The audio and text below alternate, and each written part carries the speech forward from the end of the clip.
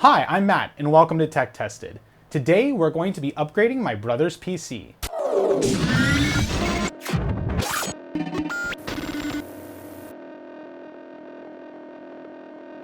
Now, if you've been with the channel for a really long time, you might remember when we very first built my brother's PC. We'll link that video down in the description. The specs for that PC were quite modest, even for the time, sporting an FX 6300, 6GB of RAM, and an R9 270. Over the years, he has upgraded it to an FX 8320 with an AIO liquid cooler, 16GB of RAM, and an R9 390.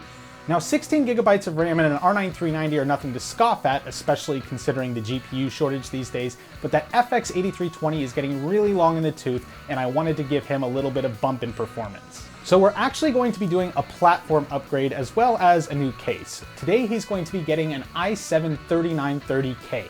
He will still be using the same 16GB of RAM, but we are actually swapping him from the R9 390 to a GTX 970.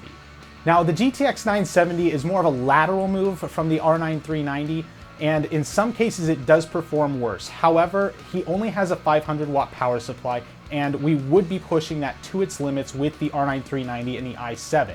So we are making the lateral move to a GTX 970. Also, he really wants a green aesthetic, so I figured we should probably go with Team Green on this one.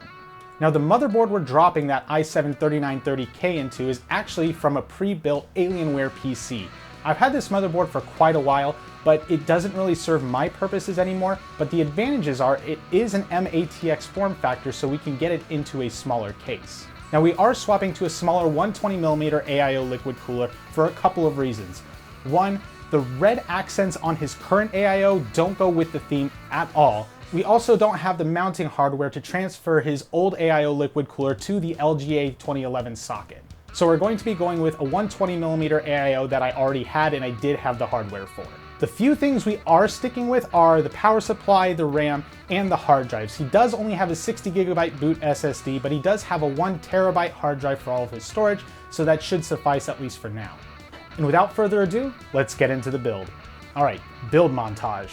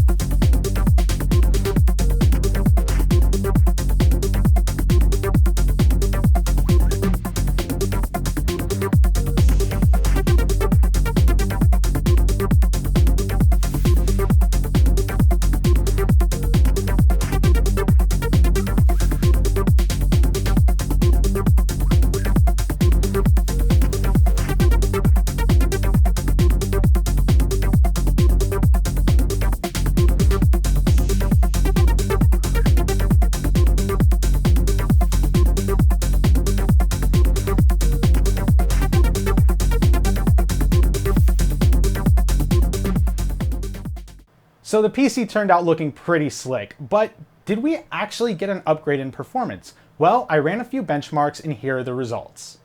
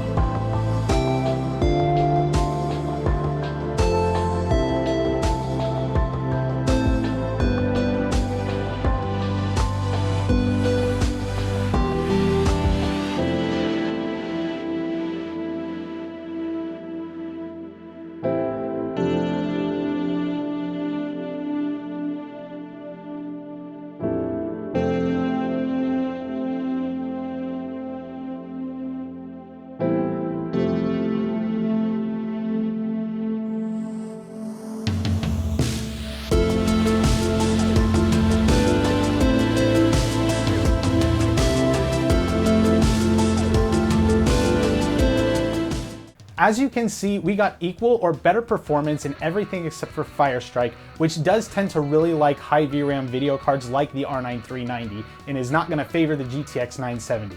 However, in real-world performance, we saw at least the same performance and much better in Age of Empires 2, which is what he's primarily going to be playing on this PC.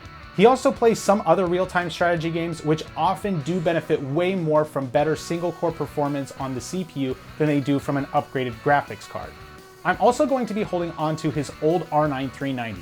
However, due to the power draw with the i7 and the R9 390, we would exceed the 500 watt rating of his power supply, so he will have to upgrade his power supply before going back to the R9 390. It's still always an option for him though. As far as cases go, I really like his old Air 240. However, he wanted something taller and more narrow, so we went with an old Lee & Lee case I had lying around, and it looks fantastic.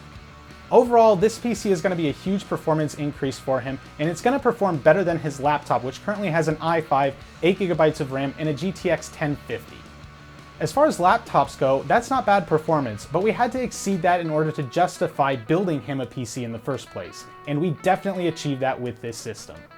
As always, thanks for watching. Don't forget to hit like and subscribe, follow us on our social media platforms, and check out our Discord and our website so you can pick yourself up some tech tested merch.